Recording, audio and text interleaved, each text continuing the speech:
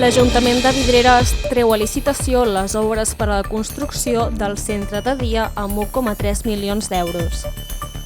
Representants de la Mancomunitat de la Ribera Alta visiten les instal·lacions del Parc Mediambiental de la Selva.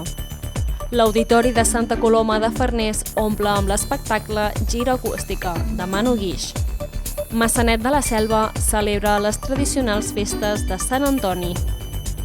Avui en Fem Cultura us expliquem el desplegament de l'acte del Pare Pelegrí. Al voltant de 1.400 persones el van acompanyar a la ruta de 80 quilòmetres de pelegrinatge. Àngel Guirado, del Col·legi Oficial de Psicologia de Catalunya, ens explica com podem regular l'ús dels dispositius mòbils als centres educatius. Iniciem la secció Mirant al cel amb Cristina Masferrer, dissenyadora gràfica i creadora de llums de l'Àrtic. A la cuina de l'àvia aprenem a fer uns peus de porc amb bolets amb la Sara Masgrau. Comentem les estrenes que trobarem a la gran pantalla i acomiadarem el programa amb el temps presentat per Rafael Balaguer. Ens explicarà el temps d'aquesta setmana i de la setmana vinent. Vidreres segueix amb el seu objectiu de construir un centre de dia al municipi. El projecte va arrencar el 2018 i ja tenien la maqueta feta, però va topar amb diversos inconvenients. D'entre ells, l'augment del preu de les primeres matèries per la guerra d'Ucraïna o bé problemes amb la retirada del quadre elèctric per part d'Endesa. Per aquest motiu, el consistori es va veure forçat a aturar el centre de dia. Ara, 6 anys més tard, recuperen el projecte. Ara mateix, amb els preus, amb l'increment que hi ha hagut, acabi valent el centre de dia 1,3 milions d'euros, ho hem tret a licitació, a finals de mes, més o menys a principis del que ve, podrem anar per obrir els sobres, les piques, per tant podrem saber quina és l'empresa adjudicatària i després a partir d'aquí el temps que porta amb permisos que hagin de demanar, un seguit d'històries, documentació que es demana, que es pugui començar les obres de cares al mes de maig-juny i després que abans d'un any puguem tindre o finalitzada o acabada ja aquesta obra tan demanada per la gent del nostre municipi. Un projecte que ha passat de costar 990.000 euros a 1,3 milions per la inflació creixent. Per la seva banda, l'Ajuntament compta amb una subvenció de $500.000 dels fons Next Generation de la Generalitat. La intenció és poder tenir cabuda fins a unes 40 persones i després donar un seguit de serveis, uns serveis en podologia, uns serveis en psicologia, uns serveis mèdics i que al mateix temps també hem pensat que havíem d'ampliar els serveis i el que estem treballant és fer possible que aquella gent que està vivint sola a casa seva però que no vol anar al centre de dia o que els familiars no el volen portar al centre de dia però continuen aquella persona vivint sola, que li donem la possibilitat de portar-li els àpats del dia. Amb això què fem? Dues coses. Per una banda, controlem si aquella persona està bé o està malament, que no hagi passat alguna cosa durant aquelles 24 hores que l'hem anat a visitar, i per l'altra banda que pugui tenir una dieta controlada per especialistes, per dietistes. El consistori ja té la vista posada en els terminis. Calculen que les obres arrencaran entre maig i juny i que el centre estarà acabat i en funcionament d'aquí a un any. Un edifici que estarà situat al carrer d'Orient entre el centre cívic i la llar d'infants Sant Iscle. El sistema de recollida selectiva, concretament el porta a porta, és un model de gestió de residus cada cop més implantat en els municipis gironins i la comarca de la Selva ja compta amb diverses localitats que han establert la recollida selectiva a domicili. L'empresa comarcal encarregada de la gestió dels residus municipals al Consell Comarcal és Nora S.A., que compta amb una base al Parc Mediambiental de la Selva.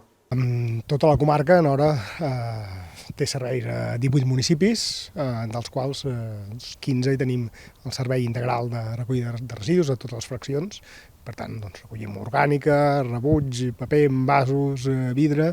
En alguns municipis tenim el servei de deixalleries municipals, amb altres tenim neteges viàries o neteja de platges, en el cas de municipis marítims, com són Tossa i Blanes. Aquesta planta, com tots els serveis que estem impulsant des del Departament de Medi Ambient, dona molt de servei a molts municipis, té inversions previstes per aquest any, que per tant, encara que funcioni a un gran nivell de rendiment, intentarem que vagi millorant. A banda de la base de Nora, al Parc Mediambiental de la Selva també hi ha una planta de compostatge que aprofita els residus orgànics recollits als municipis.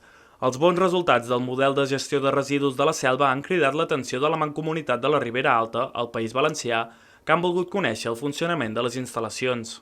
Aquí a la planta de compostatge de Santa Coloma de Farners podem tractar 13.500 tonelades anuals en base als inputs o les entrades que tenim dels municipis de la comarca de la Selva.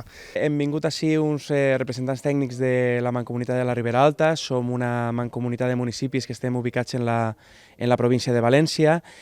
Desenvolupem un servei de recollida de residus. Hem vist que així en el Consell Comarcal de la Selva estan desenvolupant una iniciativa que ens pareix molt interessant i que està sent exitosa, de gestió directa. Tot i el ple rendiment de la planta de compostatge, des de l'empresa Nora i el Consell Comarcal afirmen que fan falta més plantes de tractament de residus a les comarques gironines. De fet, a la planta de Santa Coloma de Farners es recullen 1.500 tones anuals per sobre de la seva capacitat. L'Auditori de Santa Coloma de Farners omple amb l'espectacle Gira Acústica de Manu Guix. Aquest darrer cap de setmana, l'Auditori de Santa Coloma de Farners ha acollit l'espectacle Gira Acústica de l'artista Manu Guix. Guix és compositor, director musical, intèrpret i actor català.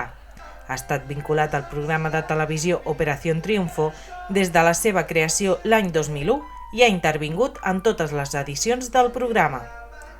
L'actuació a Santa Coloma de Farners, que va exhaurir totes les entrades fa setmanes, ha estat un concert a veu i piano on ha repassat els grans èxits de la seva trajectòria discogràfica, combinats amb algunes versions de temes molt coneguts i on el públic ha jugat un paper fonamental escollint les cançons que volien que interpretés l'artista. Cada actuació que forma part de la gira ha estat única i diferent, ja que han estat els espectadors els que han escollit part del repertori. Bueno, estic molt content, la veritat és que portem fent ja molts concerts per tot el territori i la veritat és que molt agraït i molt content de la rebuda que estem tenint arreu, perquè és fantàstic, hi ha moltes ganes avui de tocar aquí a Santa Coloma de Farners amb totes les entrades exhaurides i vinc amb, doncs ja et dic, amb moltíssima il·lusió de compartir sobretot una hora i mitja amb la gent, de música, cançons, és un concert absolutament informal on jo accepto peticions i es crea un clima molt divertit. De fet, és el que dic sempre a l'inici dels concerts, que això no és un concert a l'uso, no? Sinó que és un concert on jo realment me'l plantejo com si estigués a casa meva i jo convido la gent a venir i passem junts una estona davant d'un piano i aleshores doncs, jo evidentment porto un repertori preparat, però de seguida demano que la gent se senti lliure de demanar-me cançons i si m'agraden les que em demanen, que normalment sí, doncs les toco i es crea, ja et dic, és una cosa que fa que cada concert sigui diferent, que arreu on vas doncs, veus un espectacle diferent perquè no sempre et demanen el mateix i jo crec que és divertit i que a la gent això li agrada, no? Sentir-se partícip i de realment viure doncs, un moment que és únic. En definitiva, un concert de Manu Guix amb tota la seva essència i amb una proximitat que el converteix en una experiència única.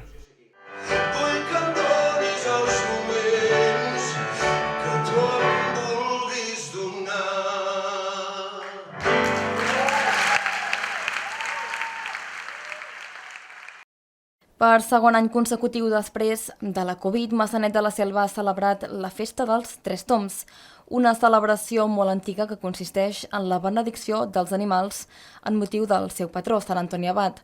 Ara ve d'uns anys ençà i a causa de l'aturada per la pandèmia, aquesta tradició s'està perdent. Bueno, nosaltres venim aquí de Pineda de Mar i fa 30 anys que estem venint aquí a Maçanet. Antigament se feia uns Sant Antonis molt macos i molta afició, i cada vegada pitjor, cada vegada està la cosa més complicada, no per el tema de l'animal, però el tema de menjar, el penso i tot això que està molt car, fer res, i estem aquí apoyant el que hi ha i tirant endavant a veure si aguantem una mica més. Tot i això, i amb l'esforç de 3 agrupacions, els Llampecs de Llémena, els Cowboys de la Selva i l'Associació de Marxes a Cavall de Catalunya, els Tres Tombs van tirar endavant. A primera hora del matí, Maçanet va celebrar un esmorzar botifarrada i posteriorment va plegar una concentració de cavalls i carruatges. Fa molt de temps que es fa el Sant Antoni. Ara intentem recuperar-ho una mica, perquè sí que costa molt, també hi ha la llei dels animals que es protegeix molt i costa molt que vinguin cavalls. Nosaltres, la gent que ve, són uns col·laboradors d'unes entitats, que és la MAC, els Llampecs i els Cowboys de la Selva, que venen a col·laborar, i tots els cavalls estan assegurats, en bones condicions, que es cuiden, En aquest sentit ho controlem i no hi ha cap cavall que estigui maltractant ni que pateixi com fa els 3 toms. A partir de les 12 va arrencar la cercavila de cavalls fins a l'hostal Bonaterra i allà es van repartir bunyols. Posteriorment es van desplaçar fins a la plaça de l'església per dur a terme el ritu principal, els 3 toms. Els cavalls van fer 3 voltes a la plaça i el capellà va beneir tots els animals que van portar.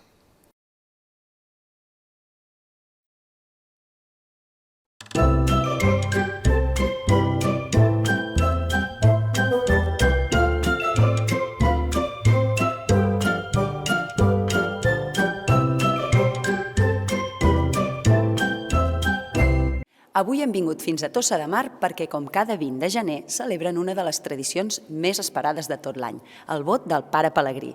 A les 7 en punt del matí ha començat a l'església de Sant Sebastià la Missa del Cantar, on s'ha conegut per primera vegada el nom del Pare Pelegrí del 2024. Es tracta d'Albert Martínez, que ha sortit de l'església de Sant Sebastià i ha vingut en processó fins aquí, a la capella de la Mare de Déu dels Socors. Seguidament ha començat el pelegrinatge dels 40 quilòmetres que separen Tossa de Mar de Santa Coloma de Farners. El Pare Pelegrí, seguit de centenars de persones que l'acompanyaran a complir el seu vot. Des d'aquí els desitgem un bon camí.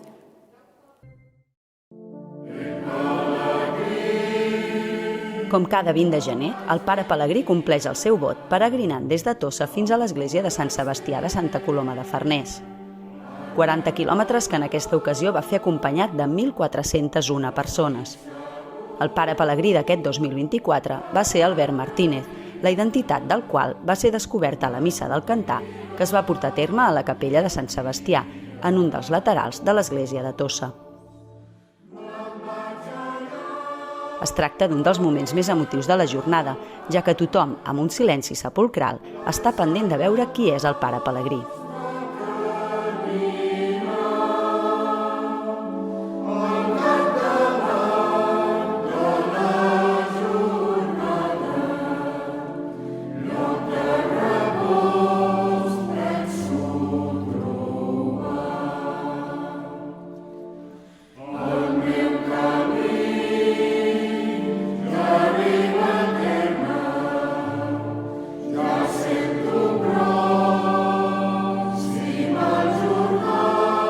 Un cop acabada la missa, s'inicia la processó fins a la capella dels Socors.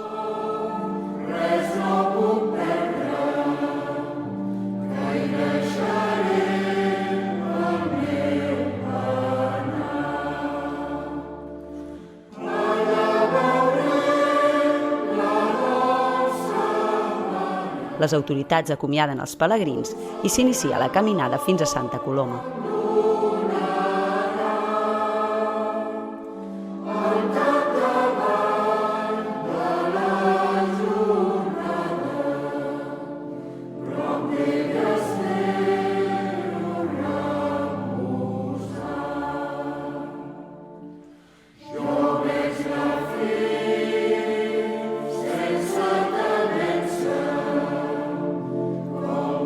Abans de sortir de Tossa, però, el Pare Pelegrí fa una parada a Ca l'Avi.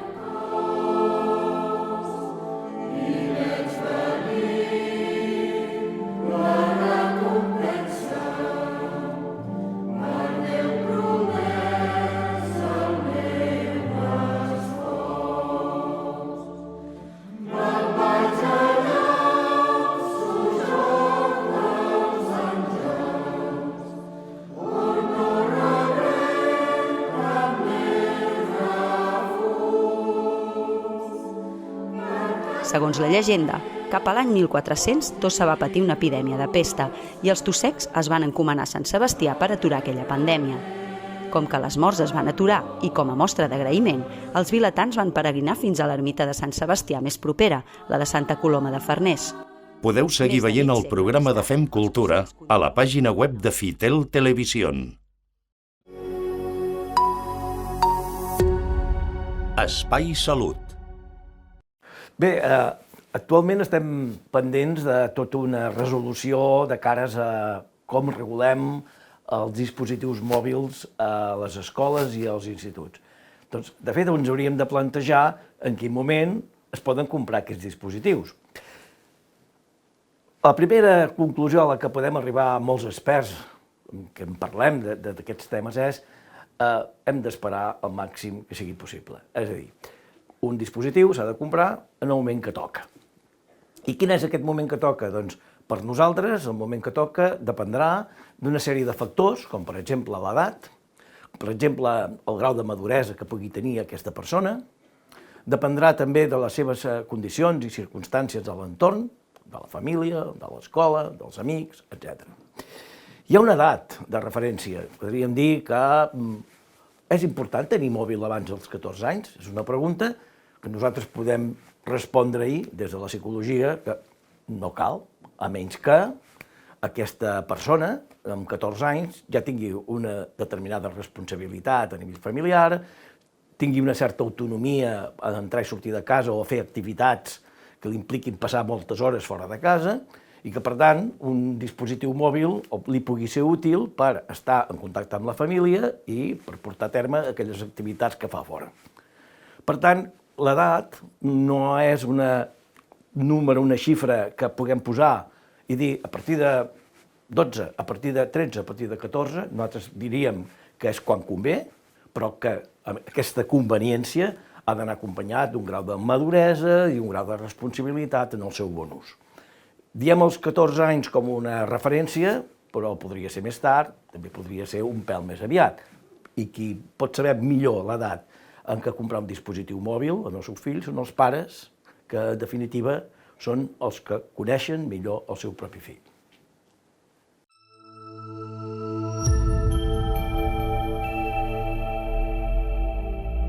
Mirant al cel amb Cristina Masferrer. El que ens agradaria aconseguir amb aquesta sèrie de capítols és que la gent pugui entendre i llegir el cel nocturn, constel·lacions, estrelles, fenòmens astronòmics, sense entrar en paraules difícils de comprendre, explicacions tècniques, i per això començarem amb la constel·lació del Carro. El cel canvia mes a mes, el que passa que el Carro és una de les constel·lacions que sempre tindrem visibles i ens ajudarà a ubicar-nos al cel nocturn. El Carro consta d'una cua de 3 estrelles i un quadrat de 4 estrelles, similar a un carro o a una cullera. I si agafem les 2 estrelles de més a la dreta del carro i fem una línia cap al zènit, a sobre nostre, diguéssim, 5 vegades la distància d'aquestes estrelles, arribarem a l'estrella polar. Ens hem d'imaginar que totes les constel·lacions i estrelles estan ubicades en una esfera imaginària.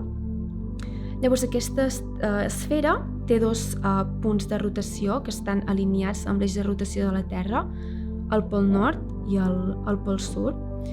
Llavors, quan hem ubicat l'estrella polar a partir del carro, aquesta estrella està molt a prop d'aquest eix al nord. Llavors ens dona la sensació que totes les estrelles giraran al voltant de l'estrella polar, que a més sempre ens marca el nord. Hi ha 88 constel·lacions, moltes tenen noms grecs, noms romans i noms àrabs, i a partir de la constel·lació del Carro podrem ubicar la resta de constel·lacions que parlarem al llarg de tots aquests episodis.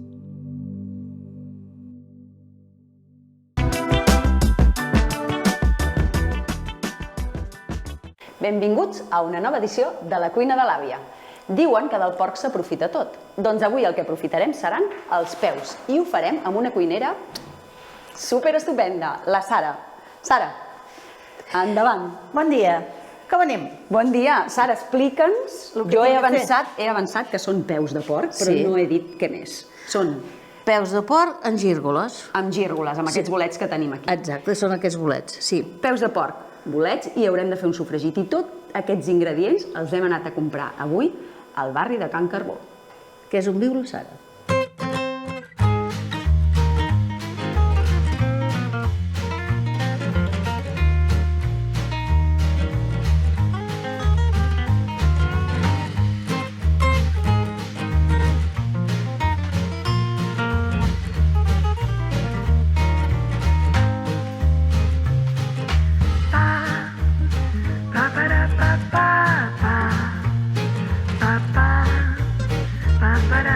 Ba Aquí, Sara, hem de comprar Els peus de porc. els peus de porc. Sí. Sí. 4 o...? Sí, Sí, fem per 4, quatre. menjareu 4, sí. Per això anem als comerços Per això petits. del poble. Sí, Sí. senyor. I val la pena. D'aquí no necessitem. No, saps, no necessitem.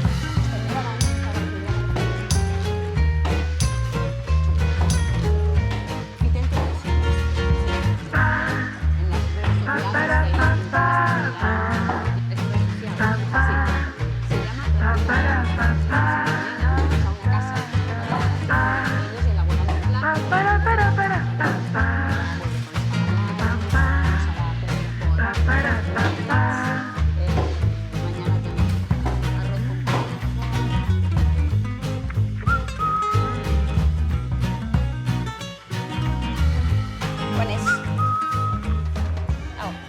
Agafo i ho posem en el carro, que aquí queben moltes coses en aquest carro. I sempre va molt bé anar carregant. Bueno, hi ha coses, ara, però veus? Con Mira si tres? ja puesto. Espérate, que creu. Anem cap Anem a... a la Pepi, me vas dir-me que La allà Pepi. agafarem... Fruites i verdures, Pepi, cap allà. Sí.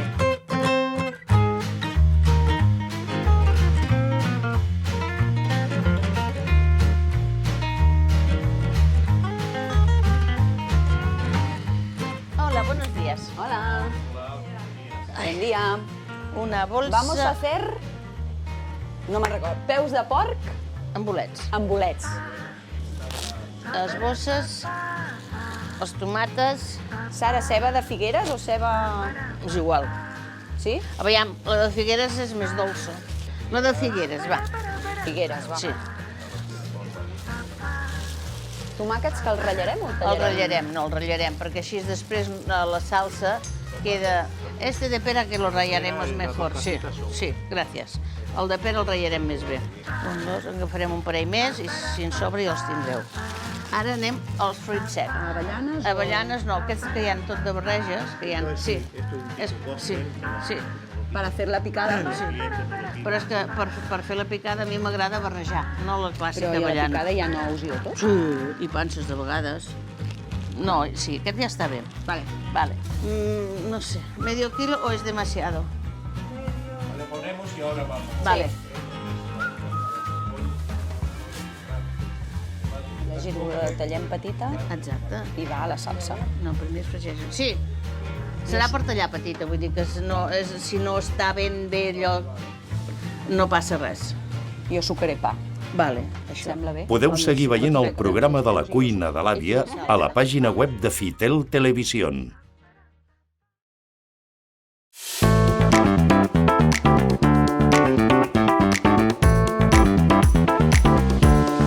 Estrenes.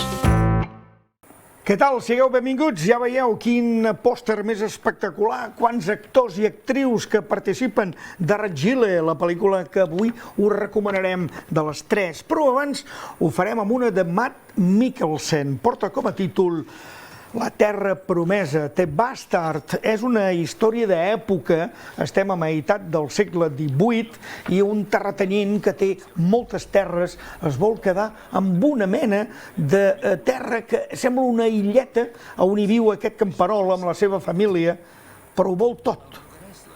Aquest home lluitarà per salvar la seva família i la terra que ha treballat des dels seus avantpassats. Hi haurà acció, venjança i molta sang en aquesta terra promesa. Arriba en català. Aquesta és la primera. La segona pel·lícula que us recomanem és una història que parla d'ensenyament, d'un institut, d'una professora que descobreix que hi ha un alumne que està robant en el centre. La investigació ens portarà a parlar de com s'ensenya en el jovent. Estan preparats els professors? Quin paper juguen els pares? Una pel·lícula alemanya que va als Oscars. I acabem amb la pel·lícula de la setmana, acció pura i dura. Una escriptora que té una gran imaginació es veurà immersa en una conspiració per destruir el món. Ella i el seu gat salvaran el món? Vés a saber. Mirem la pel·lícula i ho sabrem. Bona setmana. ¿Una ayudita? Ya voy.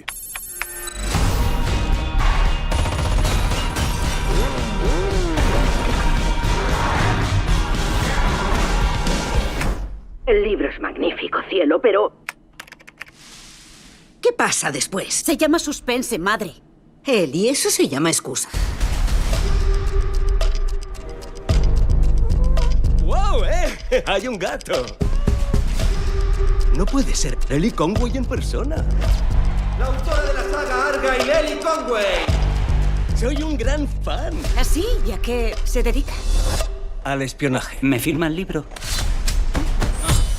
Vamos allá.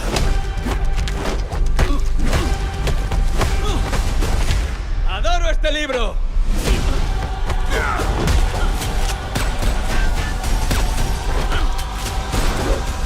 ¡Vamos!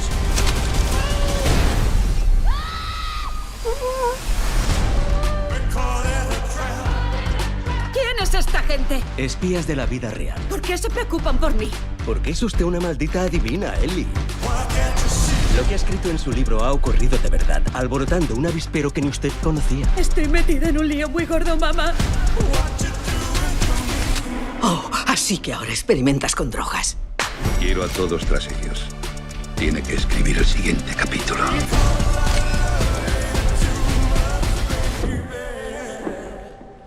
Dios, odio a ese gato.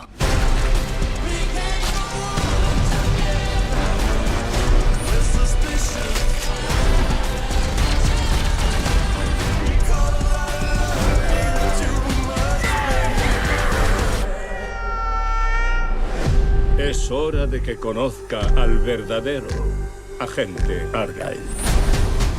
¡Ay, mi madre! ¡Ay, mi madre! ¡Ay, mi madre!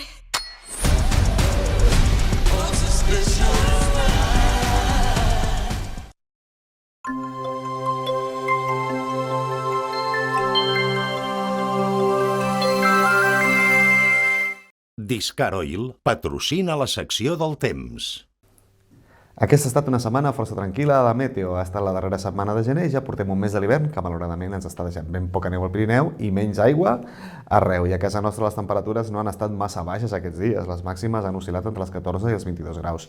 I les mínimes han estat sempre per sobre dels 0 graus, entre 1 i 8 graus positius. Hem tingut bàsicament domini dels intervals de núvols, també boires intenses a primeres hores del matí i no hem tingut precipitacions, només acumulacions petites d'humitat amb la condensació de la boira que han humitejat una mica el país. I per aquest cap de setmana continuarem amb aquesta calma anticiclònica. La pressió atmosfèrica està molt alta, tot i que ha baixat dels 1.040 fins als 1.035 hectopascals, però 1.035 és molt alta pressió. Així tindrem alguns intervals de núvols, però el sol s'anirà imposant i com que no tindrem núvols densos, tampoc no tindrem pluja aquests dies. Les precipitacions quedaran molt lluny de nosaltres sobre el nord i centre d'Europa, desplaçant-se més cap a l'est. Però aquí, per desgràcia, continuarem sense veure la pluja. De fet, 2023 ha estat l'any més sec des de 1994. El 2023 ha plogut la meitat del que seria habitual. Dissabte tindrem un dia amb cels variables, amb intervals de núvols prims que aniran guanyant entitat de mica en mica. La màxima estarà una mica per sota que els valors de dies enrere. Tindrem uns 18 graus, la mínima estarà al voltant dels 2 graus. I el diumenge seria un dia ja una mica més diferent, amb més domini del sol, menys núvols i amb les temperatures que seran molt suaus, també amb 19 graus de màxima, 3 de mínima. La mar estarà una mica agitada aquests dies, tindrem temporal mar endins, però a la costa només arribaran onades d'entre 50 i 125 centímetres d'alçada. La temperatura de l'aigua estarà al voltant dels 13 graus. El vent serà de sud i sud-oest, serà més intens sobretot a la costa, amb cops de vent de fins a 35 km per hora. Durant la setmana vinent tindrem temperatures que estaran entre els 17 i els 20 graus, les màximes, i al voltant dels 3 positius les mínimes. Farà un temps bastant estable, amb certs amb intervals de núvols i també bones estones de sol i sense precipitacions. Potser a final de setmana tindríem alguna cosa, encara no ho sabem del cert. I avui us deixarem amb aquesta fotografia de Jaume Mos amb el sol entre els núvols prims i la boira baixa d'aquests dies. Recordeu que ens podeu enviar les vostres fotografies, comentaris i suggeriments a meteorologia.cat. Que passeu un fantàstic cap de setmana. Salut!